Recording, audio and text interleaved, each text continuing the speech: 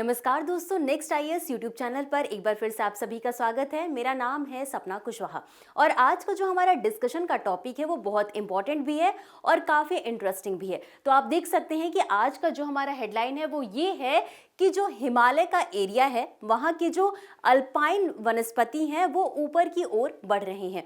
तो इसके बारे में हम आगे डिटेल में समझेंगे कि इसके कारण क्या है, साथ ही हम जानेंगे अल्पाइन वन की विशेषताओं के बारे में और इसी के साथ ये पूरा टॉपिक जीएस पेपर 3 एनवायरमेंट से जुड़ा हुआ है।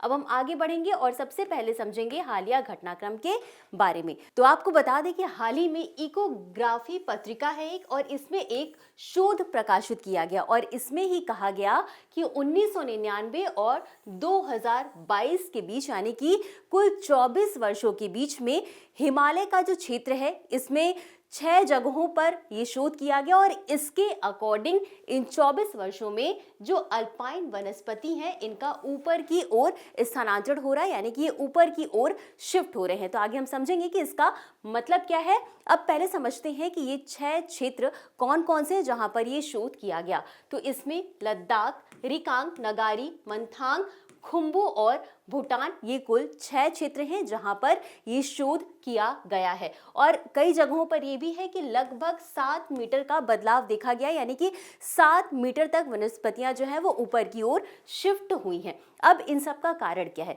अच्छा, ये आप एक बात समझिए कि ये जो अल्पाइन वनस्पति ये ऊपर की ओर शिफ्ट हो रही है, इसका मतलब ये है पहले जो कम ऊंचाई पर वनस्पतियां उगती थी अब वो अधिक ऊंचाई पर उग रही हैं, है ना। तो अब इसका कारण क्या है? तो इसके कुछ कारण है। सबसे पहले जलवायु परिवर्तन और फिर है ग्लोबल वार्मिंग और बर्फ की कमी का प्रभाव। इन सभी के कारण ये इनका जो वनस्पति ये ऊपर की ओर शिफ्ट हो रहे हैं, क्योंकि ग्लोबल वार्मिंग हो रहा है तो टेम्परेचर जो है कि बढ़ रहा है। अब जो ये वाला एरिया हिमालय क्षेत्र में, यहाँ पर जैसे जैसे ऊंचाई बढ़ती है वैसे वैसे टेम्परेचर कम होता है और टेम्परेचर कम होता है तो वहाँ पर वनस्पति नहीं देखने को मिलती है। आगे हम इसे और भी अच्छे से समझेंगे, लेकिन उसके पहले हम जान लेते हैं अल्पाइन वन के बारे में। तो जैसे जैसे हिमालय क्षेत्र में आप जाएंगे तो ऊंचाई के आधार पर वनस्पतियों के अलग अलग प्रकार को विभाजित किया गया है और यहाँ पर हम समझेंगे अल्पाइन वन के बारे में। 3000 से 5000 मीटर की ऊंचाई पर अल्पाइन वनस्पति देखने को मिलती है।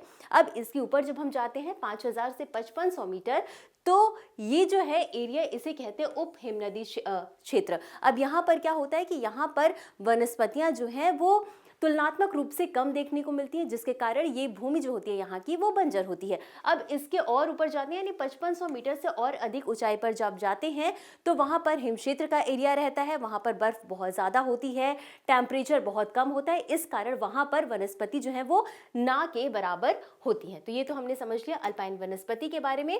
अब जो शोध किया गया है उसमें जो प्रमुख निष्कर्ष हैं, जो मेन बातें हैं, उनको भी हम समझ लेते हैं। तो यहाँ पर ये कहा गया है कि ये जो तापमान में परिवर्तन के कारण ये सारी चीजें हो रही हैं, जो वनस्पतियां हैं वो शिफ्ट हो रही हैं, तो ऐसा नहीं है कि इन 6 क्षेत्रों में सभी जगह समान रूप से, अलग अलग जगहों पर इसमें अलग अलग बदलाव देखने को मिला है। सबसे पहले नेपाल की बात करेंगे तो नेपाल के मंथांग में जो वनस्पति की शिफ्टिंग है वो प्रति वर्ष 6.95 मीटर तक देखने को मिली है। वहीं माउंट एवरेस्ट वाले क्षेत्र की बात करें खुम्बू में, तो यहाँ पर जो है न्यूनतम 1.42 मीटर का विस्थापन देखने को मिला, यानी कि यहाँ पर न्यूनतम विस्थापन ये है और यहाँ पर अधिकतम विस्थापन नेपाल में जो है कि 6.95 मीटर है। अब यहाँ पर कुछ क्षेत्रों की भी बात की गई कि हरियाली और भूरेपन जैसे क्षेत्रों का भी विश्लेषण किया गया। अब हरियाली वो क्षेत्र होते हैं जहाँ पर जो वनस्पति हैं, जो पेड़ पौधे हैं वहाँ पर अधिक मात्रा में पाए जाते हैं, और भूरेपन वाले वो एरिया है जहाँ पर इसके कंपैरिजन में कम पेड़ पौधे वनस्पति देखने को मिलती है। अब देखिए इसमें यह भी कहा गया है अध्ययन में कि ये पहली बार ऐसा अध्ययन किया गया है जहाँ पर अल्पाइन वनस्पतियों को लिया गया है। अब ये भी इसमें कहा गया है कि ये जो छोटे छोटे पेड़ पौधे हैं हमें इन्हें इग्नोर नहीं करना चाहिए, क्योंकि ये पर्यावरण के रूप से, पर्यावरण के लिहाज से काफ़ी इंपॉर्टेंट हो जाते हैं। कैसे? तो ये जो अल्पाइन पौधे हैं, जो अल्पाइन वनस्पति है, वो सबसे पहले तो मिट्टी को छाया देती हैं। अब जब मिट्टी को छाया देती हैं तो साथ ही साथ मिट्टी में नमी बनती है, बर्फ को रोक करके रखती हैं। तो इस कारण अगर इन पे ध्यान नहीं दिया गया तो इस पैटर्न में काफ़ी नकारात्मक प्रभाव देखने को मिलेगा। अब जब मिट्टी में नमी रहेगी तो जाहिर सी बात है जब वर्षा होगी तो मिट्टी में नमी ज़्यादा होगी, तो भूमि के अंदर जल भी है वो धीरे धीरे ज़्यादा बढ़ेगा और इससे जल चक्र पर प्रभाव पड़ता है अगर इसमें इनको नहीं बचाया गया तो। और इसी के साथ जो हिमालय क्षेत्र के जो एरिया, वहाँ की जो भी नदियाँ हैं वो ग्लेशियर पर डिपेंड करती हैं। जिस हिसाब से ग्लेशियर पिघलता है उस हिसाब से नदियों में पानी कम और ज़्यादा होता रहता है, यानी कि असमान रूप से वितरण यहाँ पर देखने को मिलता है। तो इस कारण से नदियों पर भी इसका असर देखने को मिल सकता है। तो यही था आज का हमारा पूरा डिस्कशन का टॉपिक, और अब इसी के साथ हम आगे बढ़ेंगे और देख लेंगे इससे संबंधित एक अभ्यास प्रश्न को। तो प्रश्न है, अल्पाइन वनस्पति के संदर्भ में निम्नलिखित में से कौन सा कथन सही है। आपके पास 4 ऑप्शन है और आपको सही आंसर बताना है। तो ए, यह 2000 से 3000 मीटर ऊंचाई पर पाई जाती है। बी, यह मुख्यतः बड़े वृक्षों से बनी होती है। सी, यह 3000 से 5000 मीटर ऊंचाई पर पाई जाती है।